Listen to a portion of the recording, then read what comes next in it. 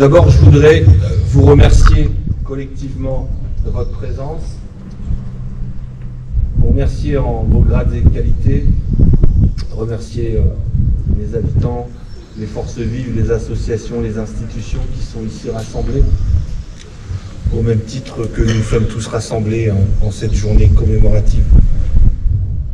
en France et partout dans le monde, puisqu'il s'agit de marquer un temps d'arrêt, à nouveau, pour saluer la mémoire de celles et ceux qui ont été déportés, massacrés, en raison finalement soit de leur origine, soit aussi du refus de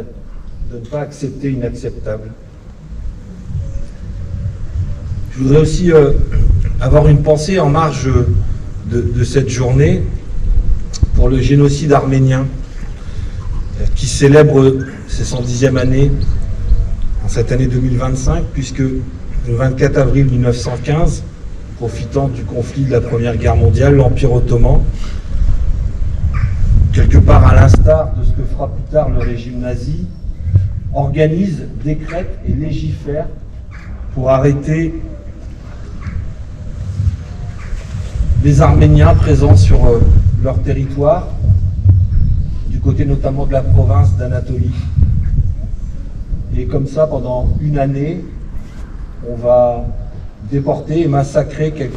quelque chose comme 1,2, 1,5 million d'Arméniens.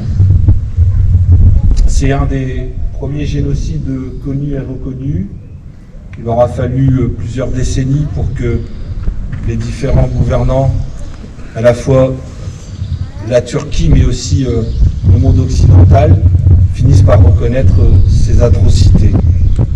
qui là aussi ont touché des femmes, des enfants dans des conditions ignobles. Je me permets de faire ce parallèle parce que en 1915, lorsqu'on décrète et lorsqu'on légifère, finalement on structure et on organise cette déportation comme un chef d'entreprise pourrait structurer et organiser ses commandes ou ses envois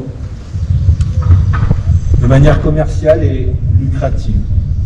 Et finalement, je fais le parallèle avec la déportation des Juifs, puisqu'il est toujours bon de rappeler que c'est en 1933, avec l'avènement du régime hitlérien, que tout cela prend naissance, et tout cela prend naissance autour d'une démocratie. Jamais oublié qu'Hitler a été porté au pouvoir. En 1923, il a tenté un putsch, un coup d'État qui a échoué, mais en 1933, il s'est fait élire, démocratiquement. Et très rapidement, le monde, et l'Allemagne en particulier, a pu constater le caractère ignoble de ce régime.